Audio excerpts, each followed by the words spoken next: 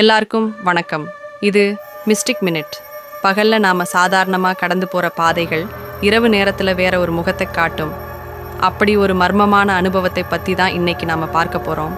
நீங்கள் இன்னும் நம்ம சேனலை சப்ஸ்கிரைப் பண்ணலைன்னா மறக்காமல் சப்ஸ்கிரைப் பண்ணிவிட்டு அந்த பெல் ஐகானையும் தட்டிடுங்க. அப்போ தான் நான் போடுற மர்ம கதைகள் உங்களை உடனே வந்து சேரும். சரி, இப்போ கதைக்குள்ளே போகலாமா? நள்ளிரவு ஒரு 2 மணி இருக்குன்னு வச்சுப்போம். நீங்கள் ஒரு லாங் டிரைவ் போயிட்டே இருக்கீங்க. ரோடு முழுக்க இருட்டாக இருக்குது. உங்கள் வண்டி ஹெட்லைட் வெளிச்சம் மட்டும்தான் முன்னாடி தெரியுது. அப்போ திடீரென ரோட்டோட ஓரத்தில் ஒரு பொண்ணு தனியாக நிற்கிறத பார்க்குறீங்க. அந்த பொண்ணு ஒரு வெள்ளை சேலை கட்டியிருக்கு. கையை காட்டி மெதுவாக லிஃப்ட் கேட்குது. இந்த நேரத்தில் ஒரு பொண்ணு தனியாக நிற்குதே, ஏதோ அவசரமோ என்னவோன்னு நினச்சி நீங்கள் வண்டியை நிறுத்துறீங்க. அந்த பொண்ணு மெதுவாக வந்து பின்னாடி சீட்டில் ஏறி உட்காருது.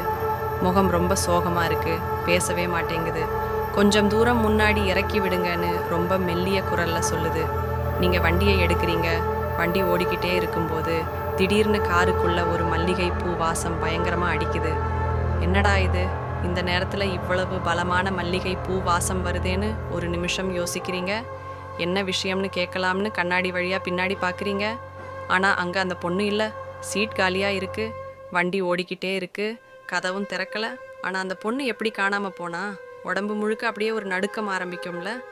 பயத்தில் வண்டியை வேகமாக ஓட்டிட்டு போய் பக்கத்தில் இருக்கிற ஒரு டீ கடையில் நிறுத்தி அங்கே இருக்கிற ஒரு பெரியவர்கிட்ட பதற்றமாக விஷயத்த சொல்கிறீங்க.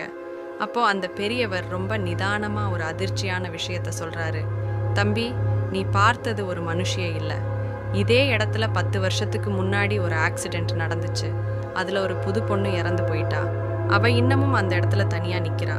அவள் யாருக்கும் எந்த கெடுதலும் பண்ண மாட்டா. ஆனால் யாராவது தனியாக வர்ற வண்டியில் ஏறி கொஞ்சம் தூரம் வருவா. அப்புறம் திடீர்னு காணாமல் போயிடுவா. அவள் வந்துட்டு போன அடையாளமாக அந்த மல்லிகை பூ வாசம் மட்டும் அந்த வண்டியில் 1 வாரம் வரைக்கும் இருக்கும்னு சொல்கிறாரு. இதை கேட்கும்போதே நம்ம தலைமுடியெல்லாம் அப்படியே குத்திட்டு நிற்கும். இது வெறும் கதையாக இல்லை, உண்மையானு தெரியல.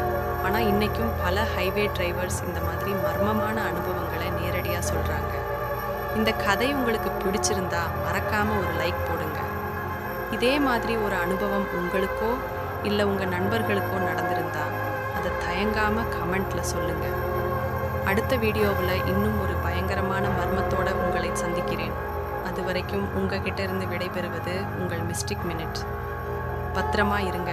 ஏன்னா இருட்டில் எப்போவும் ஏதோ ஒன்று காத்துக்கிட்டு இருக்கும்.